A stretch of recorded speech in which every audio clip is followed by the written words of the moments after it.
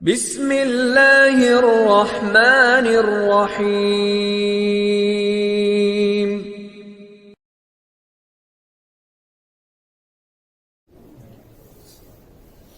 اعوذ باللہ من الشیطان الرجیم، بسم اللہ الرحمن الرحیم۔ قد جاءکم بصائر من ربکم فمن ابصر فلنفسہ ومن عمی فعلیہا وما انا علیکم بحفیظ۔ قد تحقیق جاءکم تم تک آ گئی، تم تک پہنچ گئی، بصائر بصیرت کی باتیں یا دلائل، من ربکم تمہارے پروردگار کی طرف سے، تمہارے پروردگار کی طرف سے تم تک دلائل پہنچ چکے، تمہارے پروردگار کی طرف سے تم تک، تمہارے تک بصیرت کی باتیں پہنچ گئی، پہنچ چکی۔ وَمَنْ أَبْصَرَ فَلِنَفْسِهِ، بس جو ابصر، جس نے آنکھ کھول کے دیکھا، فَلِنَفْسِهِ تو وہ اس کا فائدہ اس کو اسی کی ذات میں، بس جو دیکھنے والا بنا یا جس نے دیکھا تو اس کا نفع، اس کا فائدہ اس کی ذات ہی کو پہنچے گا۔ وَمَنْ عَمِيَ فَعَلَيْهَا، اور جو اندھا بن گیا، وَمَنْ عَمِيَ جو اندھا بنا، فَعَلَيْهَا تو اس کا وبال اسی پر ہوگا۔ وَمَا أَنَا عَلَيْكُمْ بِحَفِيظ، اور میں تم پر محافظ نہیں ہوں۔ قد جاءکم بصائر من ربکم، تحقیق تمہارے پاس آ چکی بصیرت کی باتیں تمہارے پروردگار کی طرف سے، یعنی وہ باتیں جن سے انسان کو بصیرت حاصل ہوتی ہے۔ بصیرت کہتے ہیں دل کے نور کو، جس سے کہ انسان کا دل جو ہے وہ روشن ہو جاتا ہے، اس کا دماغ روشن ہو جاتا ہے۔ جیسے کہ آنکھ کے لیے سورج کی روشنی ہے، اب سورج کی روشنی ہوتی ہے تو آنکھ جو ہے وہ دائیں بائیں آگے پیچھے دیکھتی ہے، اگر روشنی نہ ہو تو آنکھ جو نہیں دیکھ سکتی۔ اسی طرح سے دل کے لیے وہ چیز جو کہ قائم مقام سورج کی روشنی کی ہے، وہ دلائل ہیں، وہ بصیرت کی باتیں ہیں کہ اگر وہ دل کے اندر یعنی وہ سرایت کر جائیں اور دل کے اندر بیٹھ جائیں تو جو بصیرت ہے وہ حق کو اسی طرح سے دیکھتی ہے جیسے آنکھ جو ہے وہ مادی چیزوں کو۔ تو جب انسان جو ہے تصدیق کرتا ہے دل کے ساتھ اور پھر بصیرت کی باتوں کو جو کہ اللہ تعالیٰ نے قرآن کریم کے اندر جو بیان کی ہیں اور جن کا اس آیت کے شروع کے حصے میں ذکر ہے، یہ بصیرت کی باتیں ہم نے تمہارے تک پہنچا دی۔ اب ان بصیرت کی باتوں کو تم قبول کرو گے تو اس کا فائدہ تمہیں ہوگا، جیسے آگے فرمایا فَمَنْ أَبْصَرَ فَلِنَفْسِهِ، کہ جو بینا بنا، جو دیکھنے والا بنا، جس نے دلائل کی طرف جو ہے وہ توجہ کی، ان کو سمجھا، ان پہ یقین لایا، ان کی تصدیق کی اور ان کو دل کے اندر بٹھایا،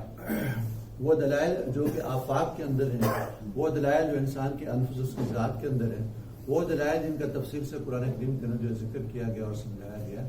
تو ان کی طرف جو توجہ کرے گا، بینا بنے گا، دیکھنے والا بنے گا، دل کی آنکھ کھول کے جو اس کو دیکھے گا تو اس کا نفع اس کی ذات کو پہنچے گا۔ اور وَمَنْ عَمِيَ، اور جو ان دلائل کو سمجھنے سے، دیکھنے سے، ان کی تصدیق کرنے سے اندھا بنا رہا، ان کی طرف اس نے توجہ نہ کی، تو فَعَلَيْهَا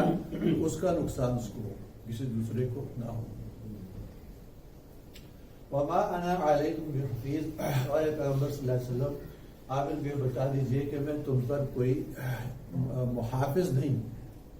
یعنی میں تمہارے اعمال کا محافظ نہیں، کہ میری جو ذمہ داری ہو کہ جو محافظ ہے اس سے پوچھ گچھ ہوتی ہے، تو قیامت میں تمہارے بارے میں مجھ سے پوچھ گچھ ہو، تمہارے بارے میں تمہیں سے پوچھ گچھ ہوگی، مجھ سے پوچھ گچھ نہ ہوگی۔ میں تو ایک پیغمبر ہوں اور بات کو جو پہنچانے والا ہوں، وہ میں نے تمہارے تک جو ہے کھول کے واضح کر کے جو ہے پہنچا دی،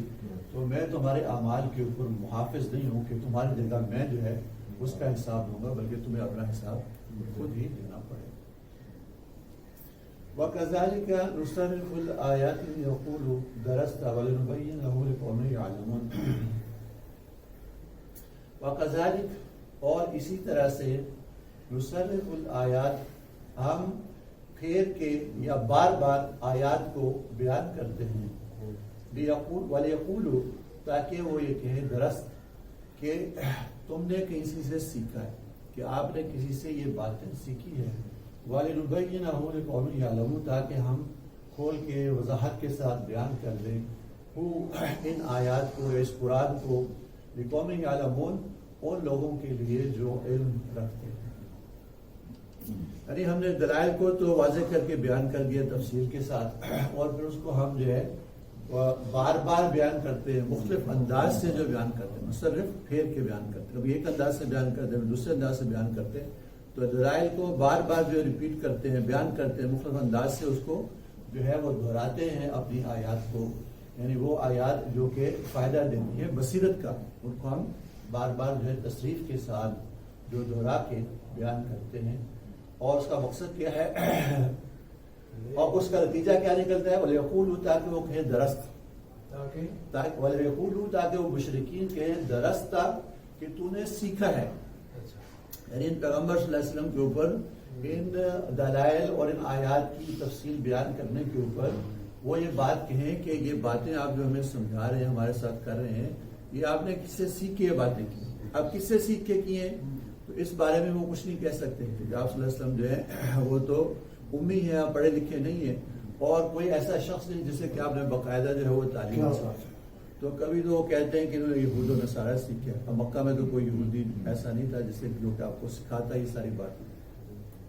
اور کبھی وہ کہتے ہیں کہ غلام ہے جو اجمی ہے رسول عمل کے اندر اس بات کا ذکر آئے گا تو وہ آپ کو جو